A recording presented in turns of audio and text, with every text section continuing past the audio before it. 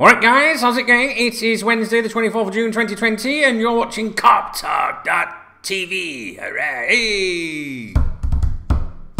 How's it going, kids? You alright? Yeah, good. Listen, I've left the aircon on to record this video. I usually turn it off, but fucking hell, it's boiling. So I've left it on the lowest, right? So is it alright? Yeah, I bet you didn't even notice. Is it alright? I hope so.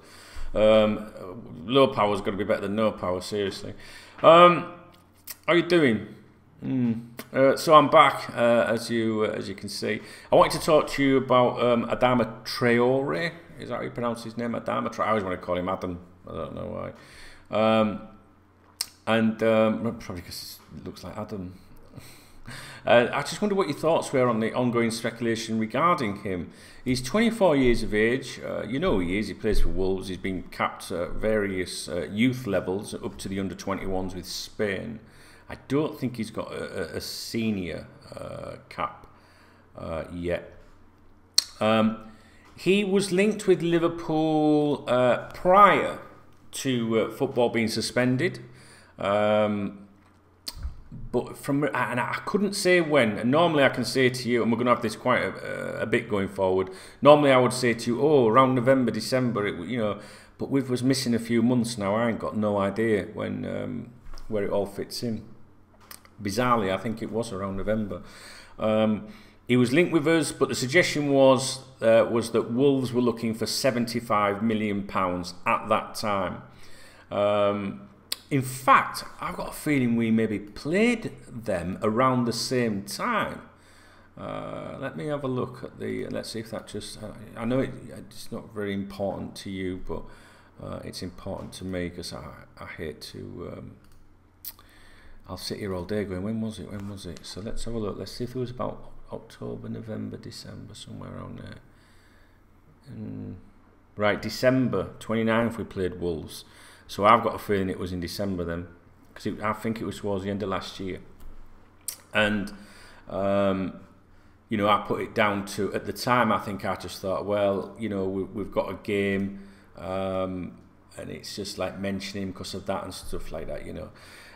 He was linked with us, 75 million, which was laughed off, if I remember rightly, by people that you know, are well placed, if you like, you know, people close to the club, and that was it. Now, obviously, football is back now, and I've noticed that he's been mentioned with us a lot, and I've also seen that the local media in particular keep mentioning him, although that, to be honest, they mention any fucking thing these days. The amount of clickbaiting they do is beyond all belief. It's a very sad situation, the way that the Liverpool Echo has gone, I think, because it was brilliant back in the day. But they got to do what they got to do, I guess. So it's very difficult trying to pick out credible news and claims from all the shit that's out there as it is. And you used to be able to rely on the local media and think, well, you know, they're always going to be like, you know, on the ball. They're not going to mislead you and stuff. However, now you end up getting more stuff to have to consider that you think, well, are they just mentioning that? So you can't really look at it like that anymore. But they do keep mentioning him with Liverpool. Now, I saw this article, I think it was today. Let me turn that off. Where the Wolves boss, Santo, admits he doesn't know if Traore will leave the club in the summer. Continues to be linked with a move to Liverpool, summer move to Liverpool. The winger put in another impressive performance against West Ham on Sunday, and Santo admits he is unsure if the player will remain at the club. And basically the media are trying to say that, you know, that Liverpool have maintained their interest in him. The article is actually very short. It literally is just some quotes where it says, I don't know, you know, if he'll be at Molineux next season. He's here now and he has trained well today and he is ready to go tomorrow. It is day by day, no speculation. It is day by day, no speculation, and just focus on what we have to do and prepare for Bournemouth. He said we must keep working. Adama is a special player. He is unique, and I think when he's on the pitch, he already has an impact on the game. Of course, he has things to improve, and then after that, it is our decision how we use players and manage the team in the game plan and the moment.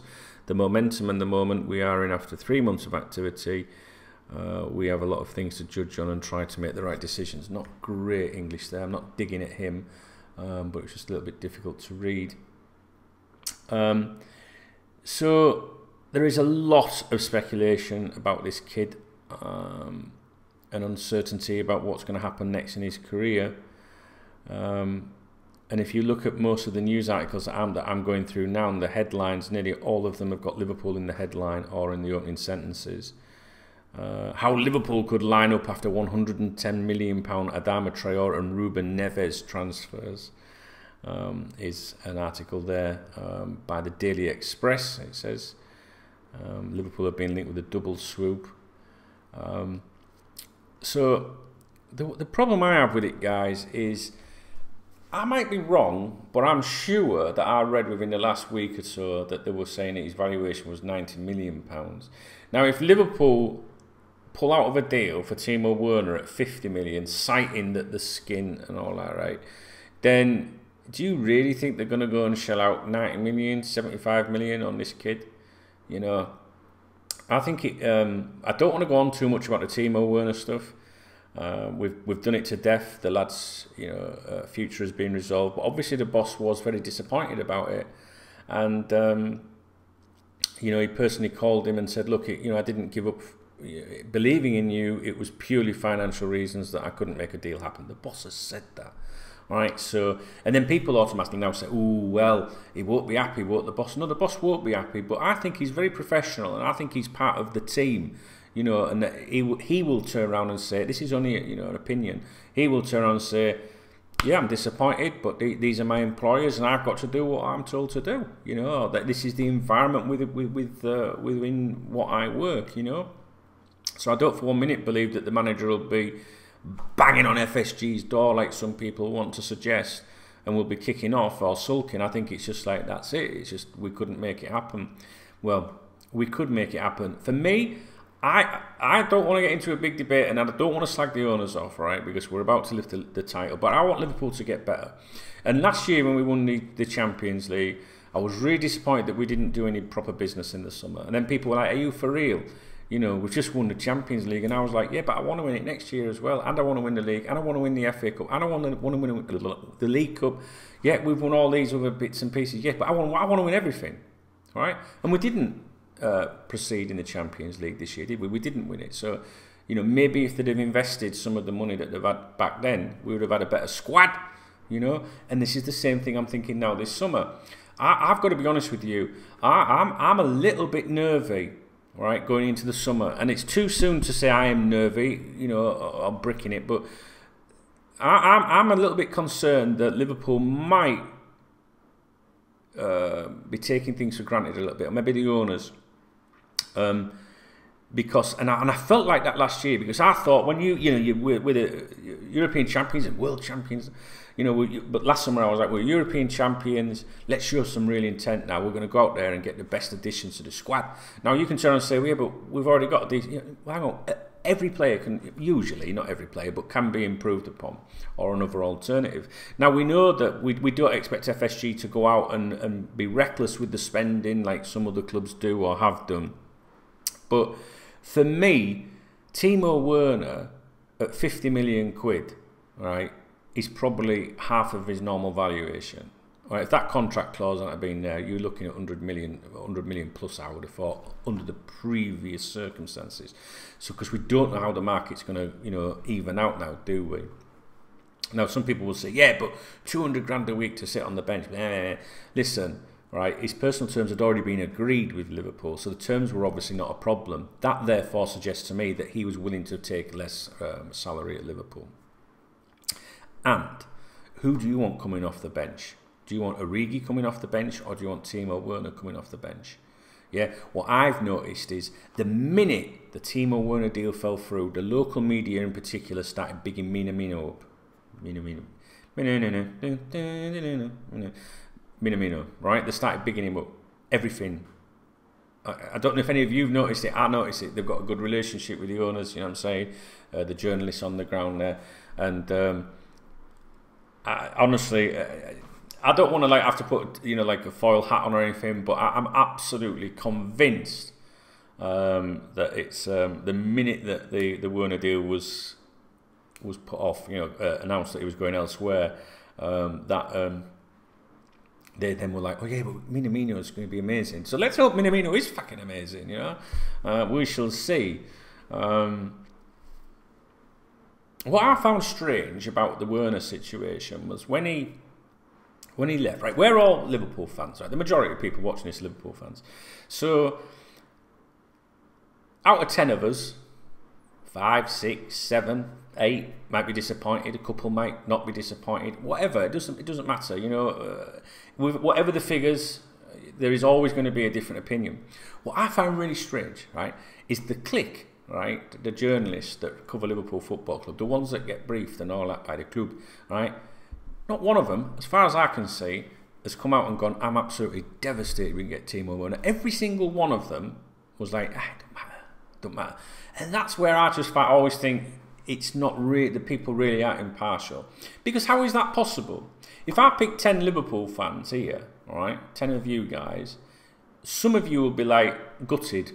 Some of you will be like, didn't need him, you know, let's see what he does at Chelsea and all that. So there's always going to be a mixture of me. I can't believe that one of them came out and said, it's a bit disappointing that, like, you know what I mean?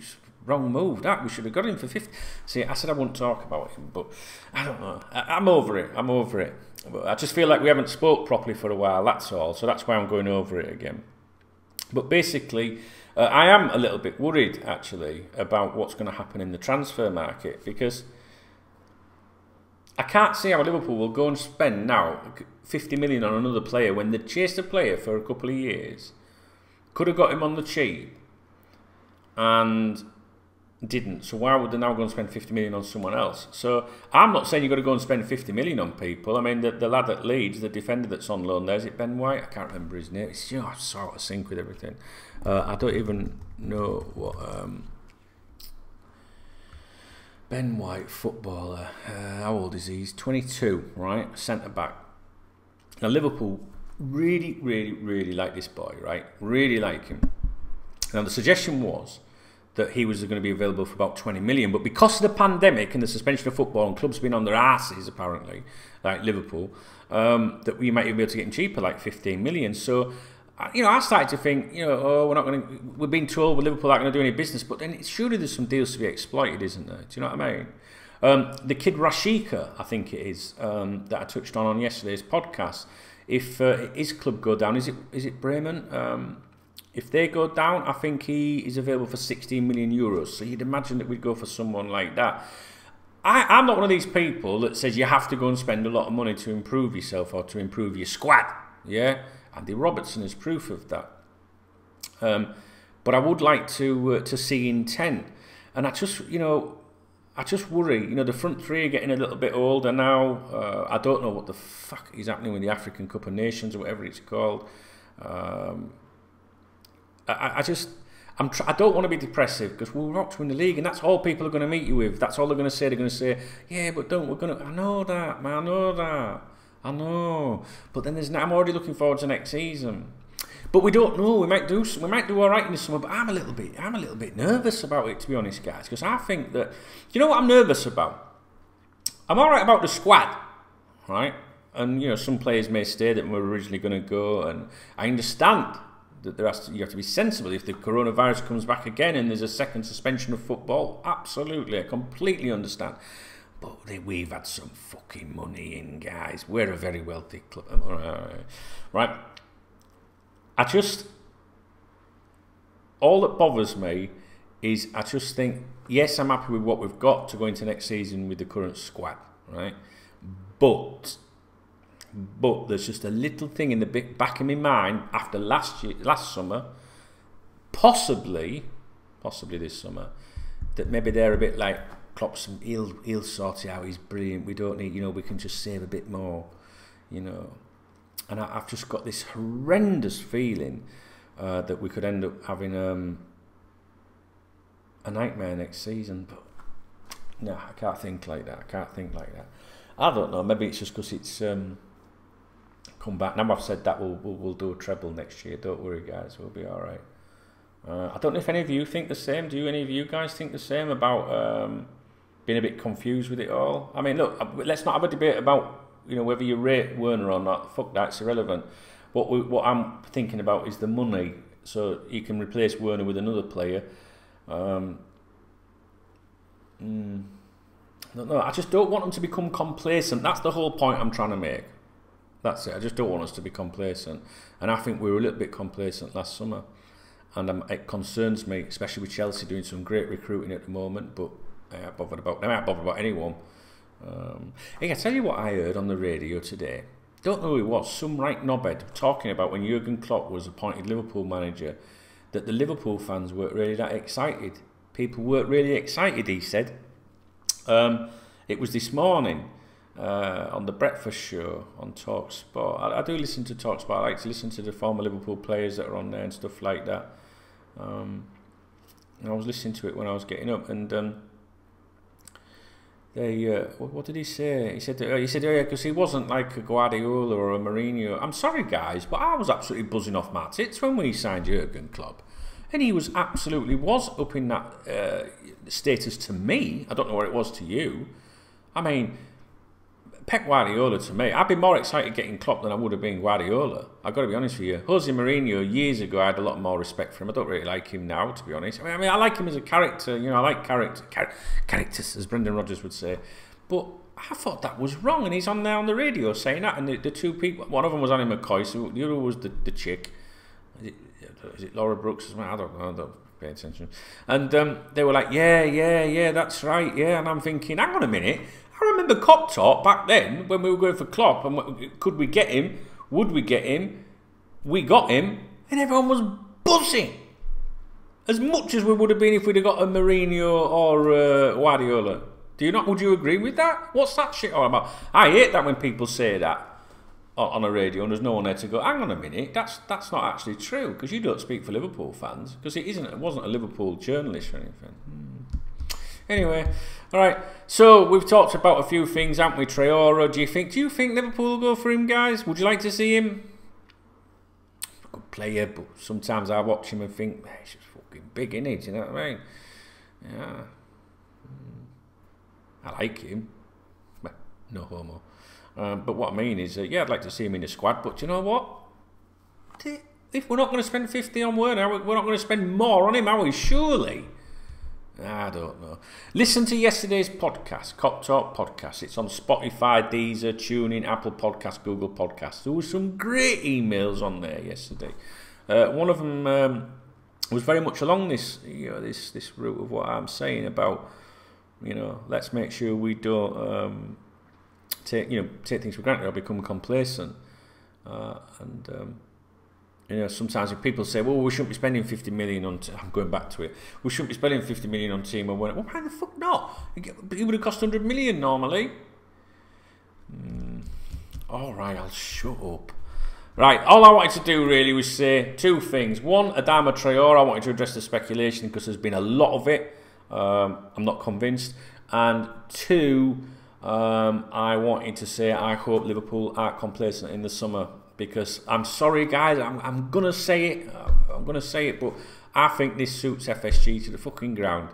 All right. Oh, pandemic. Well, we can't spend any money, so I welcome your thoughts, guys. Hope you have a great day, and yeah, back to getting lights showing up all my bits and pieces. Well, not all my bits and pieces. You know what I'm saying? Hope you have a good day. Hope you're all right, and we'll speak real soon. Don't forget, if you want to support my YouTube channel, you can click on join underneath. I've got loads of shout outs to do. I will get caught up. Oh, God, I'm terrible. Yeah, you can support my channel and watch my extra videos, my members videos, etc, etc. And in supporting me, you really are making a difference. All right, guys. If not, thumbs up and comment. Cheers, buddies.